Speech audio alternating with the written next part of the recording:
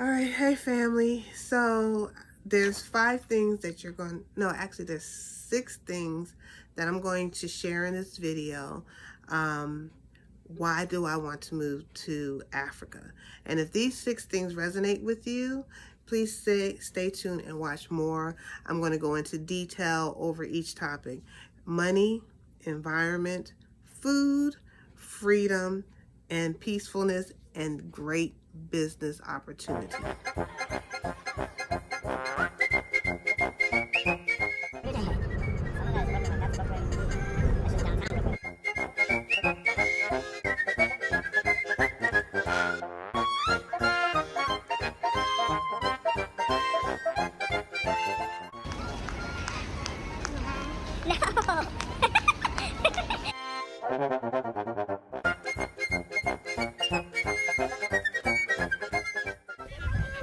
I don't know where we're going.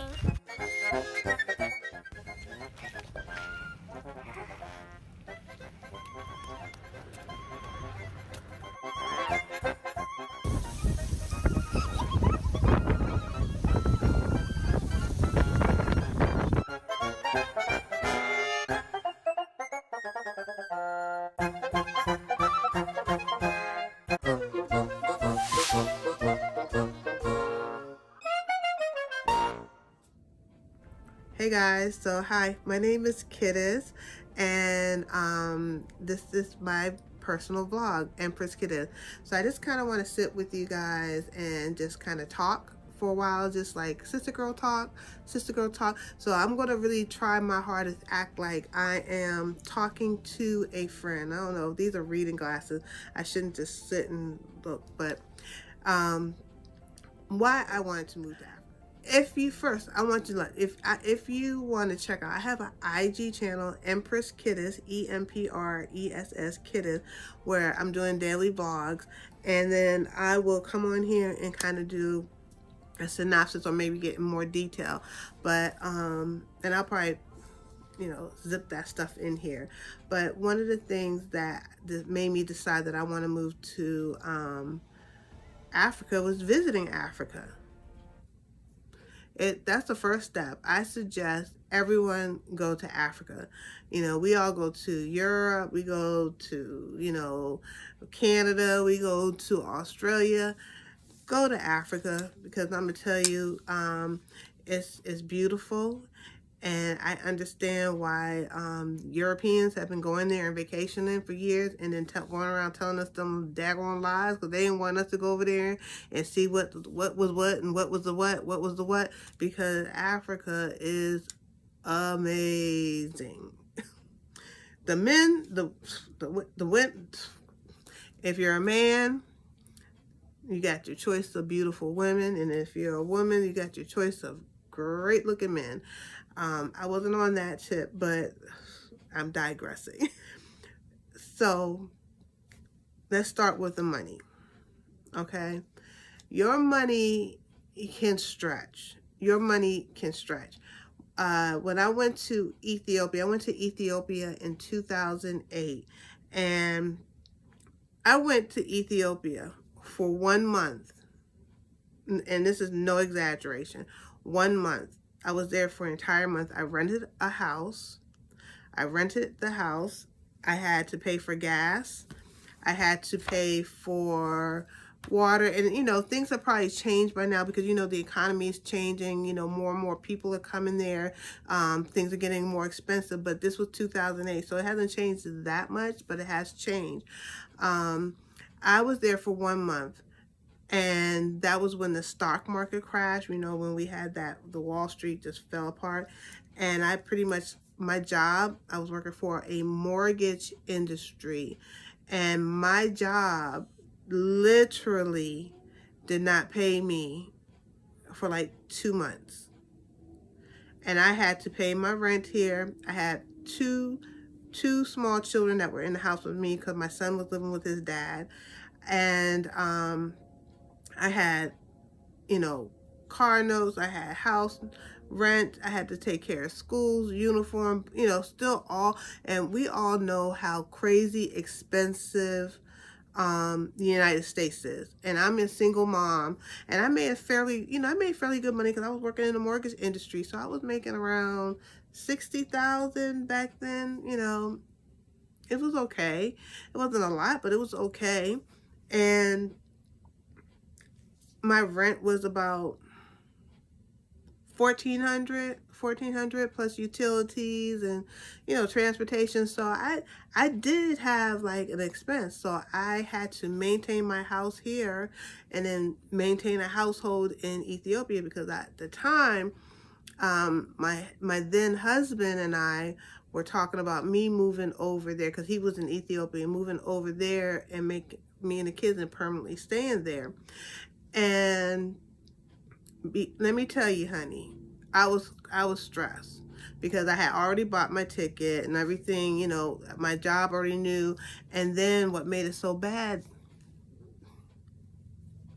a week before I left to go to Ethiopia, they laid me off.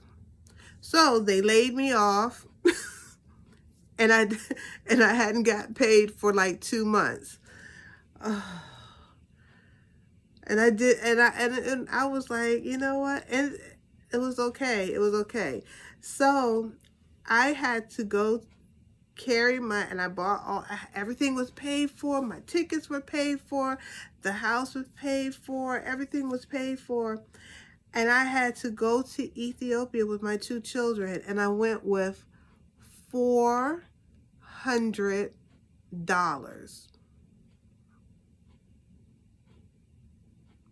Did you hear that? For 1 month. And that was taking care of my utilities, the rent, my food, my transportation, plus I had 2 small children. And I went to Ethiopia with $400. That's all I had to my name. And alhamdulillah, when I left, I had already paid my rent up for the month. I had a roommate. I had someone else come in. So my place, I wasn't worried about it. So when I came back in, I had to worry about, it when I came back. But while I was in Ethiopia, I didn't have those worries. So everything here was taken care of. And I did that prior to the whole stock market crash and the non-payment. So that was a blessing. So I get to Ethiopia, and I had an amazing time. Now, I couldn't do all the touristy things, like traveling to like all these different, all over the country. But for me, that trip was more of a family trip. That was for me to bring my daughter so she could spend time with her father and get to see the family. So it was more like a family trip. So it was fine that we didn't do all the touristy things and traveled here and traveled there, and because I didn't have the money to do that. But we grocery shop, we did a little shopping, little bit of gift shopping in the city, did a little entertainment in the city, travel around. So I had enough money for basically just surviving the entire city, buying my groceries, because we were making this a home. So I needed to see what it was like to live like an Ethiopian. How to shop like an Ethiopian, how to pay my utilities like an Ethiopian, how to take care of my housing. And I went home with money.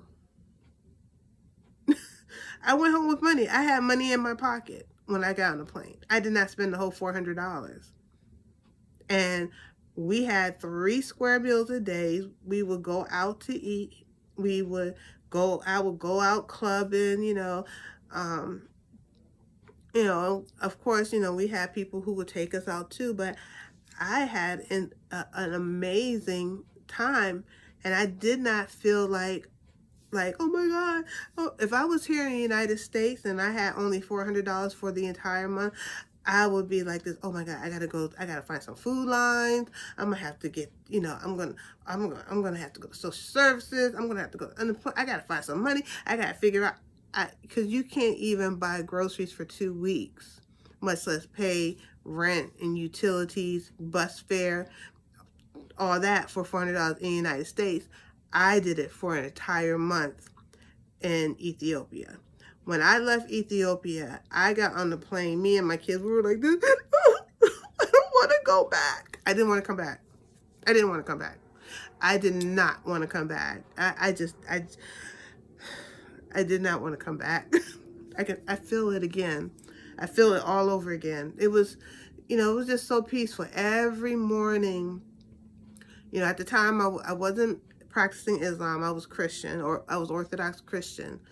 And it was just so nice. You go by, you see everyone acknowledged the church, the time people were laid back, chill, like I remember me and my husband were going to, we had to take care of something at the embassy, and we got there at coffee time. Yeah, it's a real thing, coffee time. We got there at Buna. That's what the Ethiopians call it, Buna. We got there at Buna time. And so I was like, okay.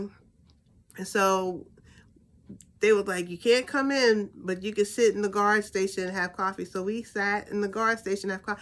The Africans move on a whole different kind of, they move over in a whole different kind of time levels. And I love it. I was like, okay. I was like, it was okay.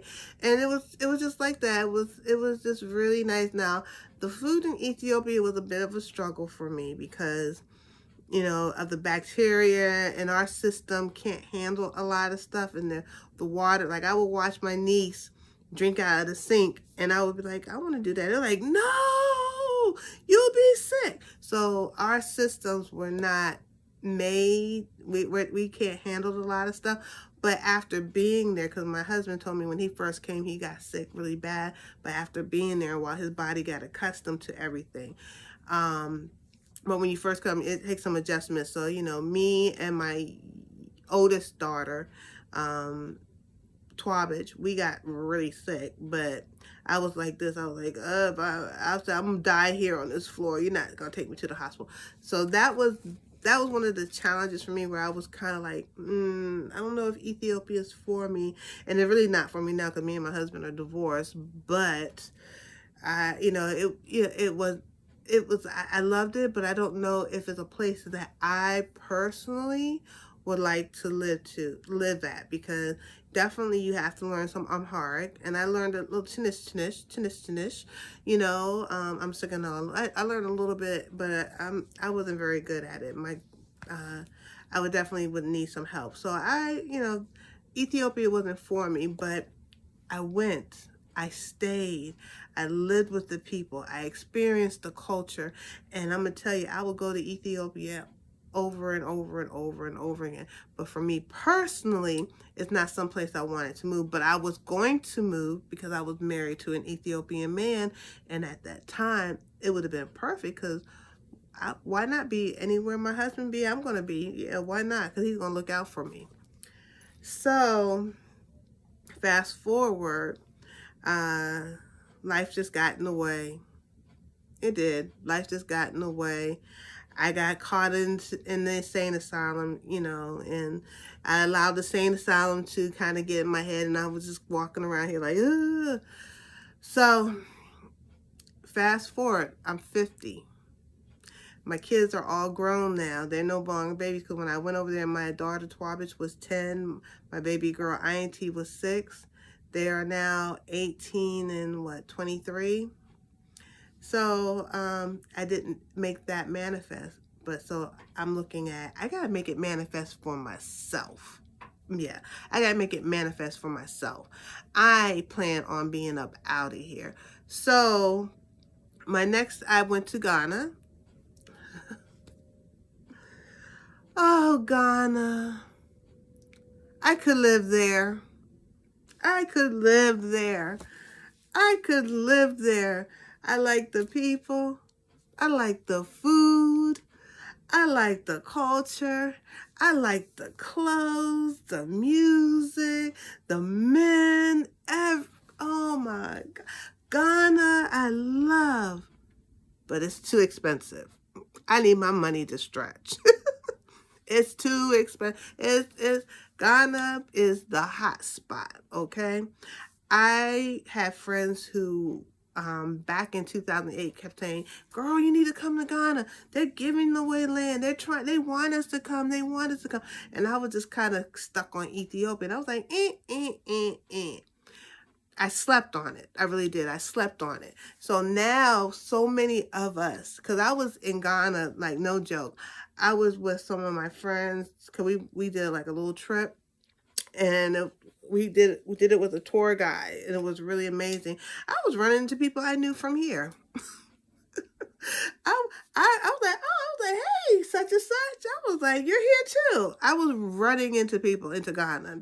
That's how a hot spot Ghana is. People are going. Ghana is the new vacation spot. Okay, Ghana was amazing.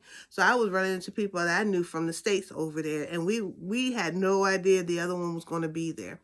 So Ghana has gotten expensive, and I know for me, I need my money to stretch because in the 2000, like I said, in the 2008, or did I say that already? I don't know. That might have been another video. In the 2008 stock market crash, I pretty much lost my entire savings. I did lose my entire savings. I lost cars. I lost houses. I lost my credit. I'm rebuilding everything. And I need, now it's just the reality. I will have to work until I'm 70 or 80 if I stay in the United States. I need my money to stretch. And that's one of the things that I am looking for when I'm looking for a country. I want the vibe and love and energy of Ethiopia, the blessing, the kindness, the beauty, the fun of Ghana, but I need my money to stretch. So that's one of the things when I'm looking for a country, I need to find a stretch. So I know it's a couple of other I know there's a few other countries that I know that the money is pretty reasonable. I watch, a few YouTubers. I have a few that are my favorite. And they kind of share with that. And, I think my next country that I'm going to visit is Gambia. And so right now I'm in the process of searching for countries and seeing where I want to go. So right now, COVID-19 got us on lockdown. Borders are shut to us, boom. But the second them borders open up and we can travel, the Gambia is my next spot. I have some people that I'm trying to connect with, and I'm working on that right now. I'm in the works with that. Some classes I'm trying to take so I can get over there and see what I can do. So I'm excited about that. So that's one of my main reasons is like definitely the money. I need to find a place where my money can stretch. Like I know what we pay here for a 1-bedroom, what we pay for an efficiency, not even what we pay. There's $1 million, what would be like $1 million homes here. The rent is cheaper than renting an efficiency.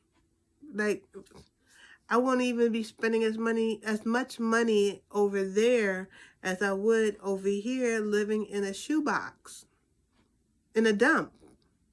Not even just a shoebox in a dump in the hood. Because my apartment in the hood is about $1,200 a month. Plus I have to still pay utilities. And this for me is a struggle because I don't make a lot of money because, I've tried my little business, but it's hard. Even my business, it's hard to start my business, get my business jumping and popping the way I want to over here because I've been self-employed, doing my thing since 97. Plus I have a full-time job, and it's been a struggle to get it popping because, you're tired. You're struggling, you're trying to, get your customer base. You're trying to get your merchandise. It's a lot, and then still work a full-time job, and then sometimes maybe even a part-time job, just so that you can cover all the debt. That's a big thing for me, and that's another thing that I love about over there. Is it's pay as you go. Like Dave Ramsey, if you all follow Dave Ramsey, he tell you debt is bad. Debt is bad. And over here, this is a debt-related country. And over there is pay as you go. You pay utilities as you go. You pay your rent as you go. You build your house. You pay your house and you build it as you go. It's pay as you go. That is a winner. No debt. No debt. Debt is bad. So right now, one of the things that I'm really, really, really focused on is getting rid of all my debt in this country. And I'm trying to decide what I want to take with me, what I want to leave, because I'm also doing a purge. I'm doing a purge, but that's another story. I'll get into that one later. And what also with the like what I briefly hit on is businesses. Like I told you, I've been self-employed since '97, not full-time self-employed, but a part-time entrepreneur since '97. I have several business ventures that that goes up and down, but nothing where I could completely replace my income, right? But I have an entrepreneur spirit. I was raised by entrepreneurs. My father was an entrepreneur. My mother was an entrepreneur. I have that in me. And I have the skills to do it. I have the knowledge to do it, and I have the hustle to do it. But life, like I said, got in the way here, having children young, what have you, and you get caught in the rat race of America, where you're then told what your value at, what you're worth, what your value is, and you're exchanging time for money. And when you exchange time for money, that's all you have time to do. So in regards to business in Africa, which I am so excited about, I'm so excited because just being over there, I was talking, both times, and I really focus on seeing what is needed and what I can contribute, because when I go over there, I can't go over there expecting to get a job. That's just unrealistic. That right there, first of all, get that in your head. That's unrealistic. If you have a savings and you can go over there and live off your savings, do that. If you're like me and you have to create something, go over there, see what's needed, and because they need it and your money can stretch, you can take the time and build it, create it, hire people. They're looking for you for job creation. They want you to come over. They want us, the blacks of the diaspora, to come back there and bring our money and create jobs, create opportunity to uplift our people on the continent. It's our responsibility. Yes, we went through trials and trauma, and we're in the insane asylum trying to make it sane, living with with our abusers. And I'm done with that. I'm done trying to get my abusers to pay me what I know I am valued and worth, to pay me for my knowledge. And I have to be really careful when I say this, because I do have a job, and I still need to be able to be mindful of it. And that's another thing, I'm looking for freedom where I can speak my mind and not worry about the consequences of my words. I could speak my truth. But, I have been in a position where I had to train supervisors to do the work so that they could supervise me to do it. Did that sound right to you? You're training supervisors to understand how to do a job that you do so that they can supervise you. Instead of giving you the supervisor job and training them to do the work and you supervise them, they want you to train a supervisor so that they can watch you. Like, come on, y'all. Yo, come on. It's a setup. It's a setup. Got the foot in your neck. It's a setup. It's a setup. And I'm not gonna digress because I don't want to be that angry black lady, but it's a setup. It's a straight up setup. And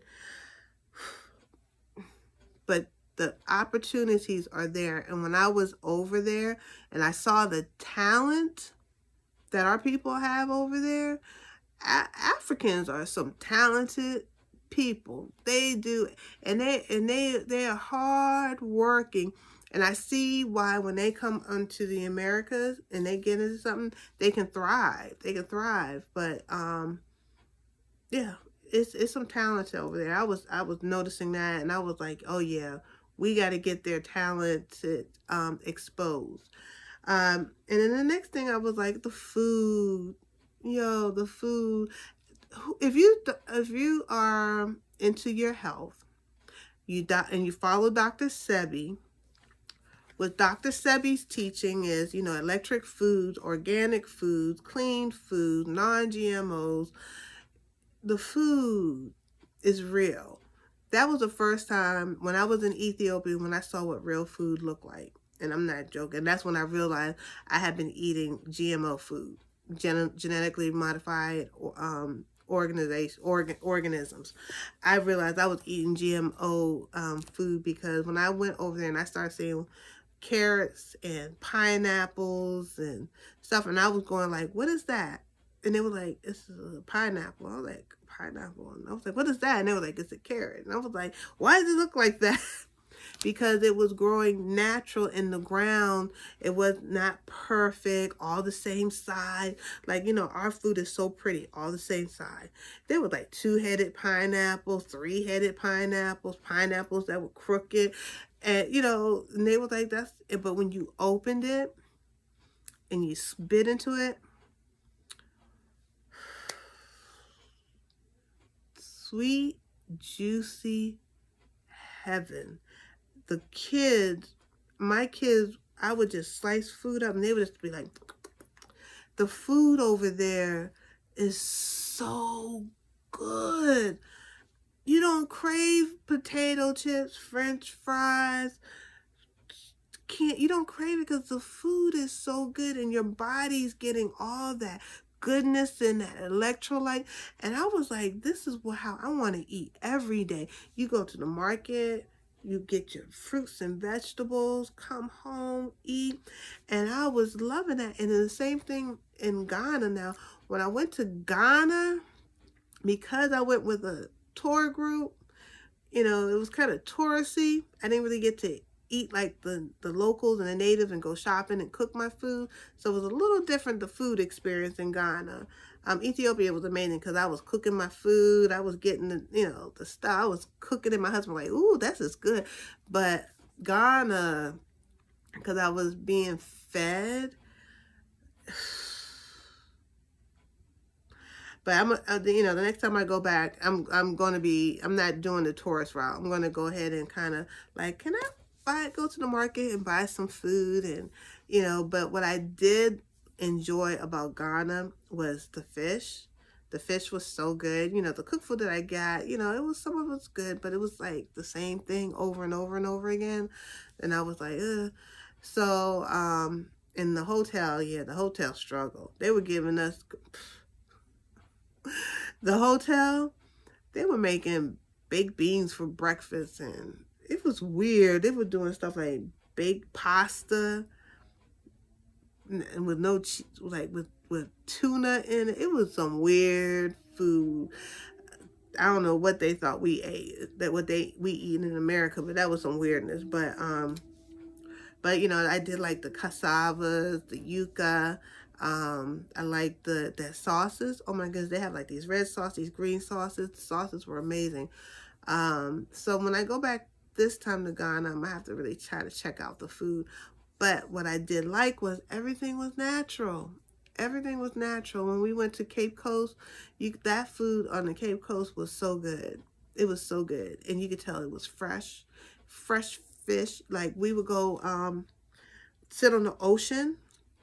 And this is how fresh our fish was. We would sit on the ocean and like say we're on the beach and like we would see miles and miles and miles and miles and miles in the middle of the ocean at night, these little tiny lights, and it would go from one end of the ocean to as far as our eyes could see, literally, like our eyes could see. You just saw these tiny little, like, it was the fishermen who went all the way out. The fishermen went all the way out, and they would sleep there. They would go out at night before the water got rough, because that's where the water was the calmest, because near the beach at night, in the early morning, it was real, like, that water is no joke.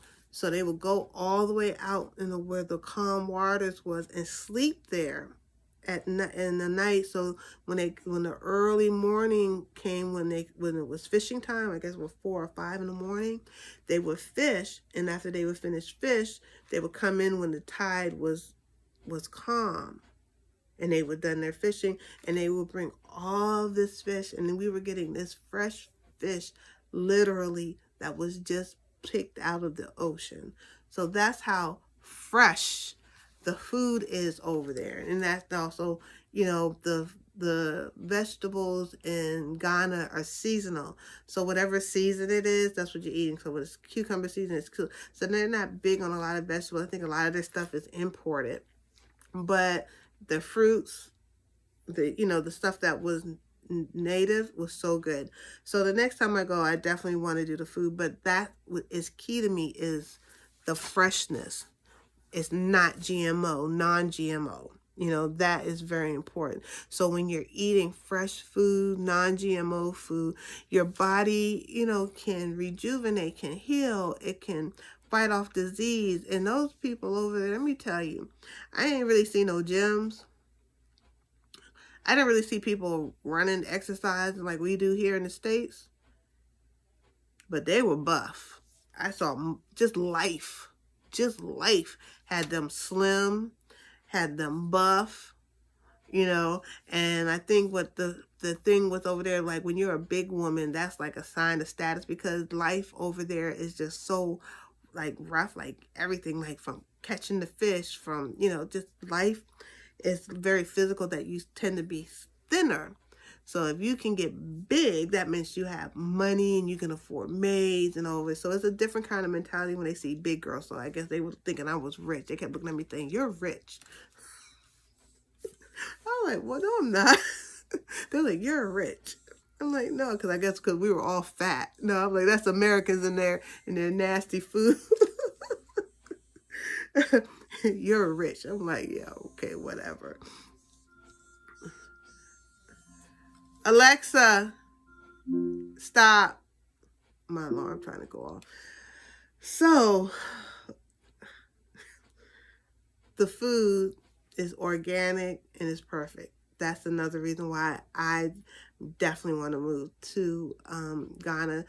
Not to Ghana, but to Africa, because I just really want to eat healthy, natural, organic food. The next thing is really just the freedom. Let me tell you, Africans move different. They don't move like us. Like here in the States, I know for me, when I get up and I get ready to go out, I gotta go like this. I gotta take a woosah, because I gotta deal with the road rage. I gotta deal with walking on the street and people like stepping on top of you. You have to worry about police, white privilege.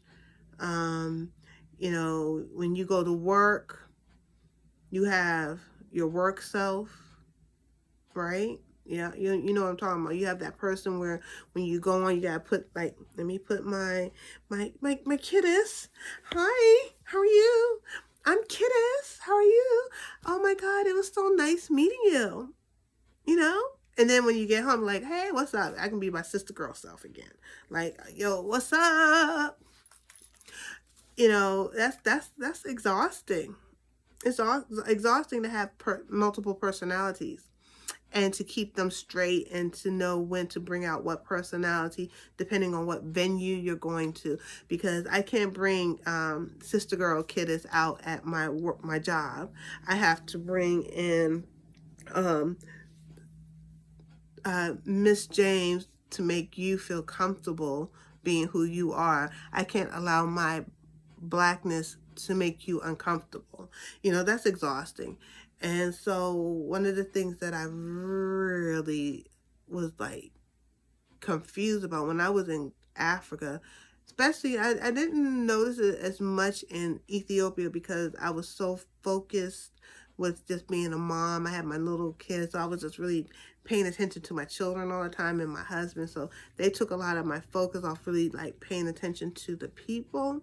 So I just noticed they did have like, you know, just like an air about it. I was like, they're very comfortable. It was something I noticed, but I didn't pinpoint it. But it wasn't until I went to Ghana by myself where I was like, I kept watching. We would go out and I would just be looking at the people, like watching them. And I would watch them, and I was noticing what I was seeing from one person here, and I was noticing everybody kind of had the same kind of demeanor. And then I started noticing I started having this demeanor, kind of like, you know, I would see a police with an AK, you know, like an assault rifle. It was like no fear. Did you hear that? I had police with guns in my face. No fear. I wasn't scared that they might shoot. If I did something wrong, they might shoot me for popping up. No. The police could care less. They could care less. And when I first realized that, I was like, I'm not scared of the police here. I'm not scared they're going to try to kill me because I'm black. That was the first thing. And then when I started realizing, I was like, I had like a swag and just a comfortableness with me, and it was so nice.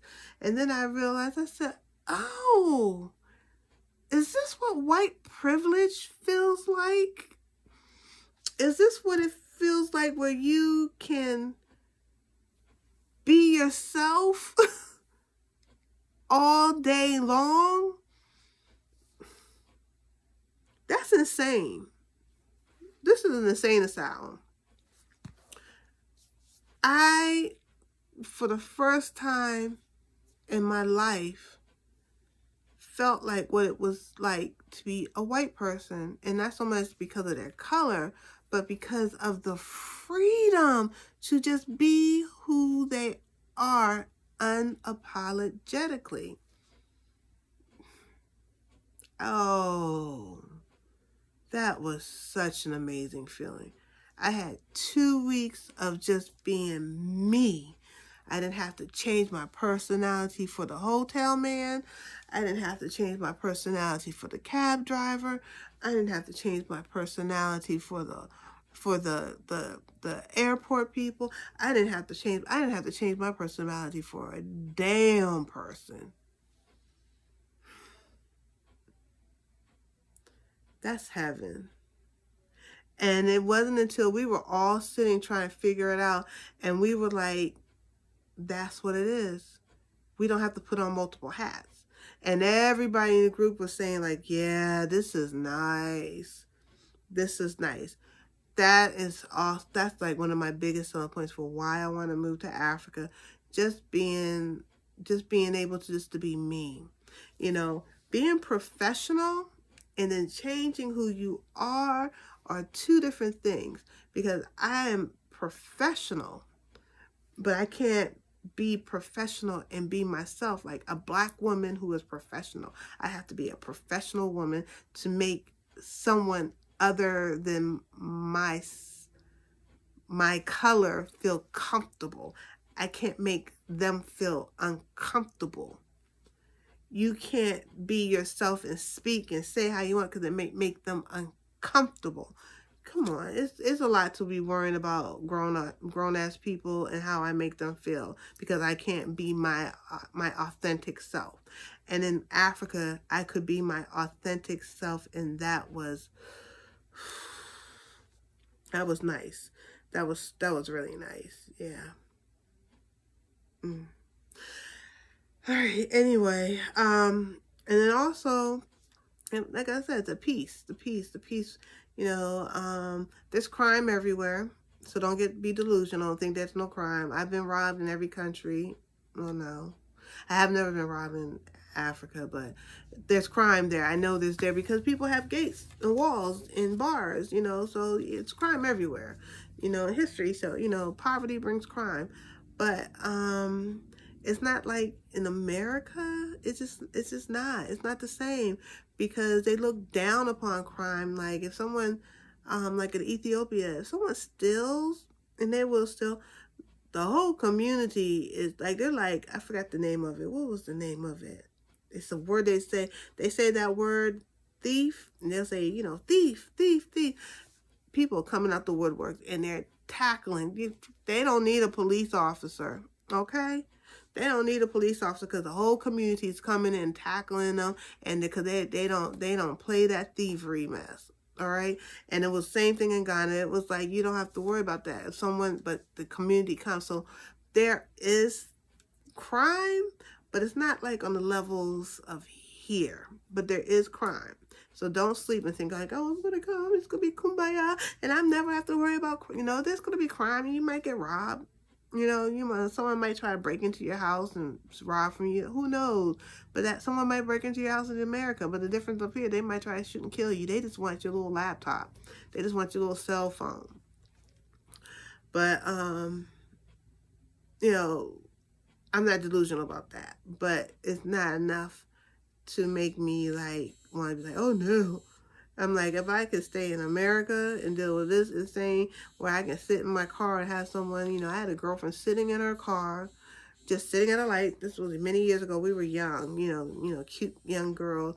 And she's just sitting in her car, literally at the light. Someone jumped into her back window, snatched her up by her head, pulled her out of the back window at the light in Oxon Hill, Maryland.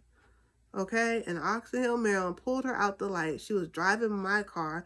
The car was in the door, and they saw the back window. The dude jumped in the window, pulled her out, and took her in an abandoned building and raped her for days. So crime happens here.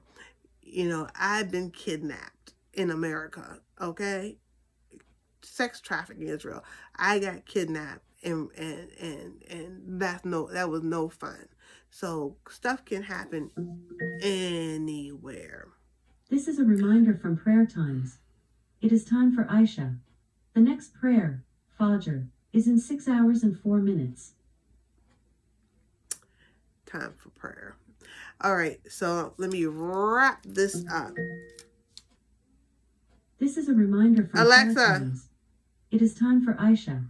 The next prayer, Fajr, is in 6 hours and 4 minutes. Okay, and so it's just, but I forgot, Alexa, she got me. Oh, it's peaceful. The people there are just real friendly.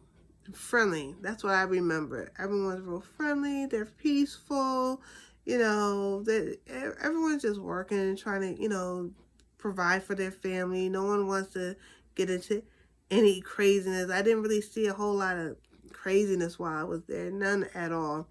People try to little hustles like, let me just buy you this, so I want to sell you this, but nothing where I was like this, like clutching my bag. Like I've even gone in stores, people clutch their bags on me. I'm like, do I really look like I want to steal from you? Following me around the store, like do I really look like I want to steal from you? Like taking your joy and your peace. I didn't experience any of that when I was in either Ghana or Ethiopia. And so the last thing, which is a big thing also, is the business opportunities.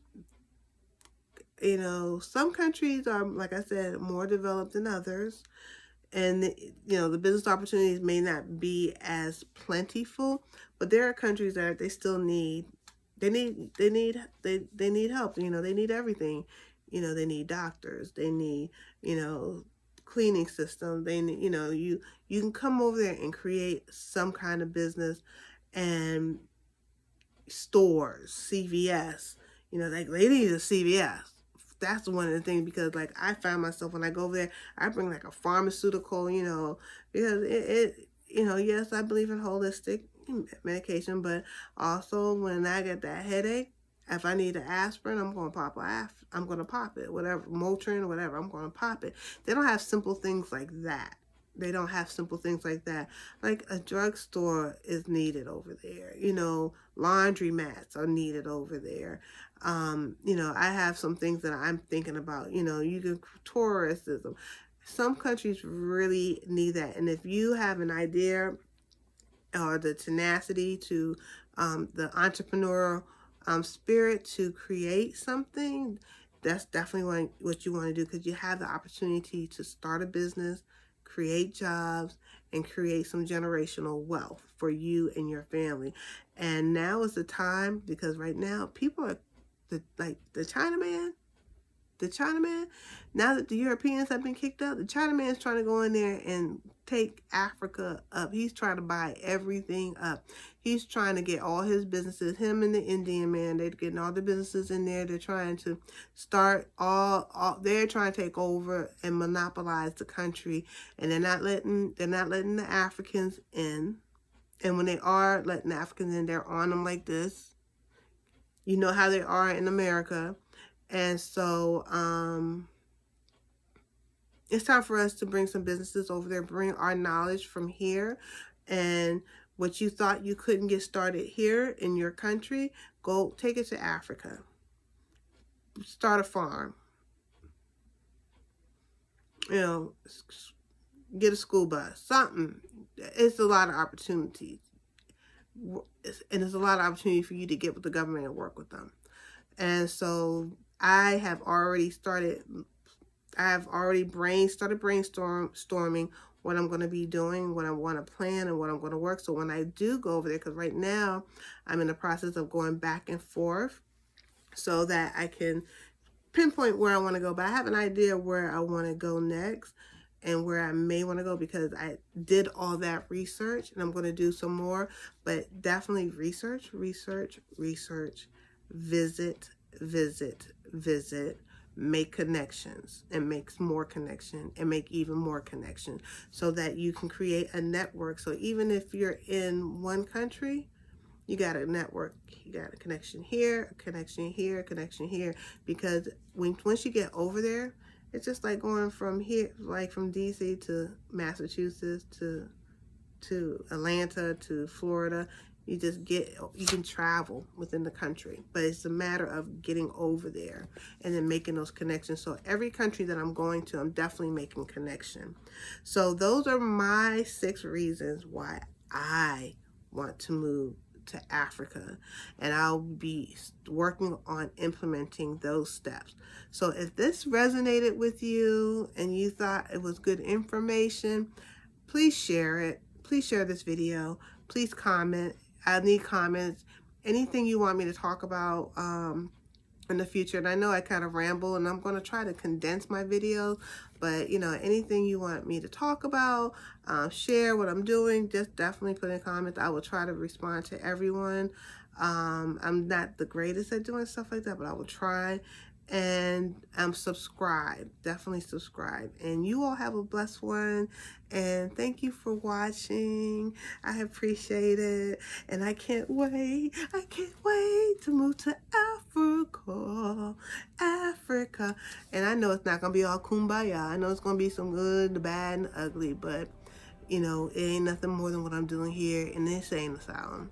So you all have a blessed one. Peace.